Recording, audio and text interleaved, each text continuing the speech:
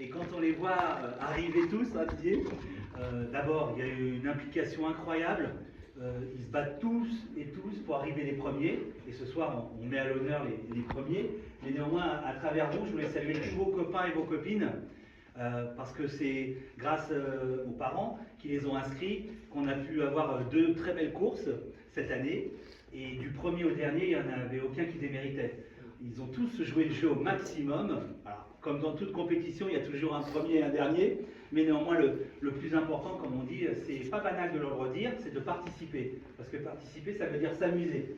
Ça veut dire se dépenser. Et au moment où on est tous devant nos ordinateurs et devant nos téléphones portables, toutes et tous, y compris les grands, eh bien ça fait beaucoup de bien de se dépenser. Et les 1900 mètres, il faut les faire. Hein. Je ne sais pas si les parents les ont accompagnés, mais voilà, ils ont un bon rythme. Hein. Bon, William, lui, il fait 75 km, donc ça ne lui pose pas de problème.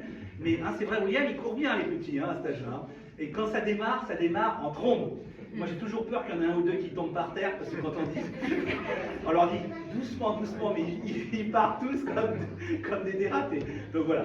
Donc nous, on est heureux aujourd'hui de vous accueillir, voilà, dans cette salle qui est une petite salle. Alors sachez qu'on est déjà hors la loi. Normalement, j'ai pas le droit de plus de 19 personnes ici. Vous voyez? C'est juste pour vous dire à quel point cette mairie n'est pas du tout commode pour le public et pour les administrés, parce que malheureusement, ici, c'est une maison. Et fort heureusement, c'était celle de François Mauriac.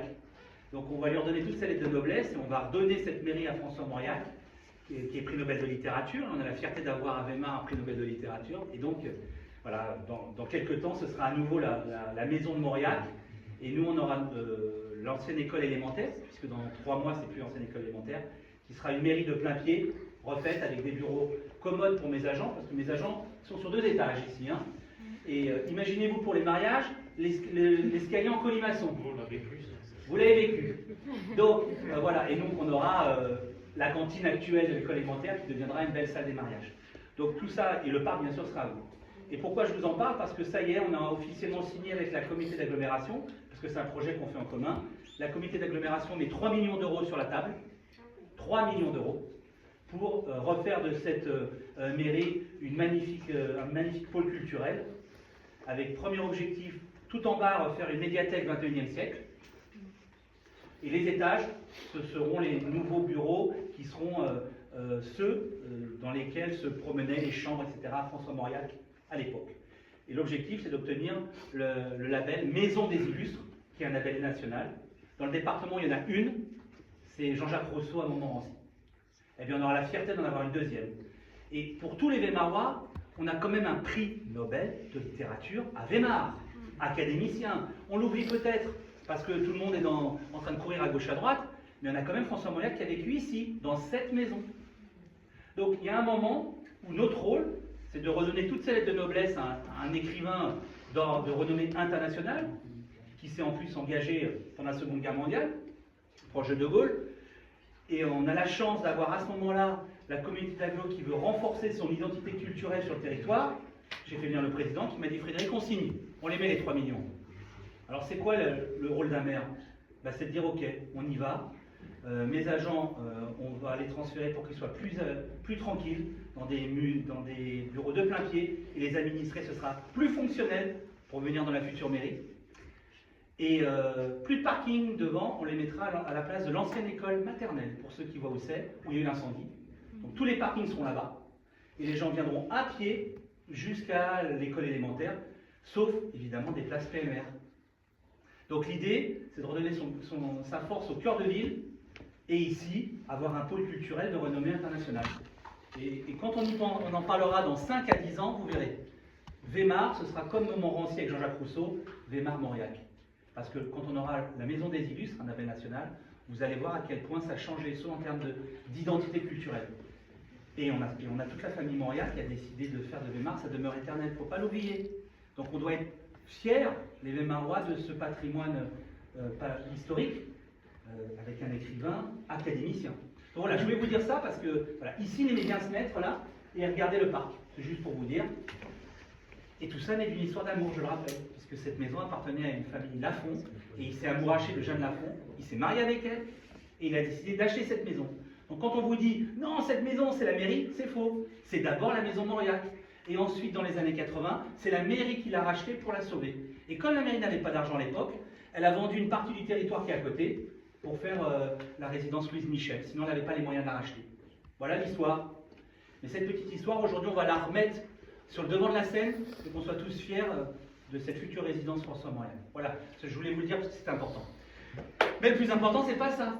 C'est aujourd'hui qu'on va mettre à l'honneur d'abord nos jeunes et nos tout petits entre la course des 900 et 2900. On a souhaité avec Didier, égalité de traitement oblige. On va faire les troisièmes garçons et les troisièmes filles, puis après les deuxièmes garçons et les deuxièmes filles, puis après le suspense, les premiers garçons et les premières filles, pour remettre tout ça. Ça vous va? Alors on va commencer. Merci Sylvie pour le travail que vous avez effectué de recensement et merci à vous d'avoir répondu parce que c'est jamais facile avec tous vos emplois du temps respectifs, mais vous avez joué le jeu et on a eu toutes les informations au bon moment. Alors, on va commencer par les troisièmes filles, ça te va Didier? Donc, on avait deux courses, vous vous souvenez, une course de 1900, une course de 1900. Donc, pour la course de 900. Alors, chez les filles, bravo à elle, Nila Jox, est-ce qu'elle est près de nous? Alors, on applaudit. Nila, troisième sur beaucoup de petites filles. Hein. Et je suis sûr que ça courait. Ça courait vite.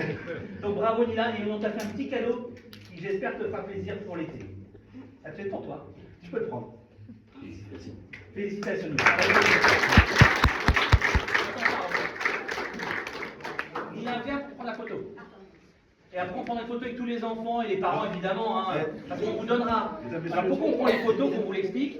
Ensuite, on imprime les photos et on les envoie aux parents. Voilà. D'accord? Ce que je veux dire par là, c'est que chaque enfant, vous allez passer, restez. Si vous voulez recevoir, restez, que j'ai le temps, parce que... Comme ça, après, on vous les envoie. Allez, Didier, tu étais bien à la côté, je comprends pas. C'est très bien. Au milieu, d'accord. Allez, c'est parti. Ok, on regarde. Voilà. Bravo. CE2, bah dis donc, en CE2, ça court très vite. C'est les garçons qui vont s'approcher. Alors, voilà pour la troisième fille. On passe au troisième garçon, comme ça on est dans quelque chose d'équilibré. Alors, les troisième garçons, ça a été hyper dur. Ça s'est joué au milliardième de seconde près, et on en a eu deux ex-aequo. Et alors, au milliardième de seconde près, je me suis dit, je ne vais pas commencer à trancher, sinon je crée un gros problème pour les 10 prochaines années, avec un des deux enfants, traumatisme, etc. Donc on a dit, vous êtes deux à avoir réussi en même temps, et ben vous êtes deux à être troisième ex-aequo. Donc on va vous appeler tous les deux, Daniel Bayot et Aaron Oufkir. Est-ce que tous les deux sont là?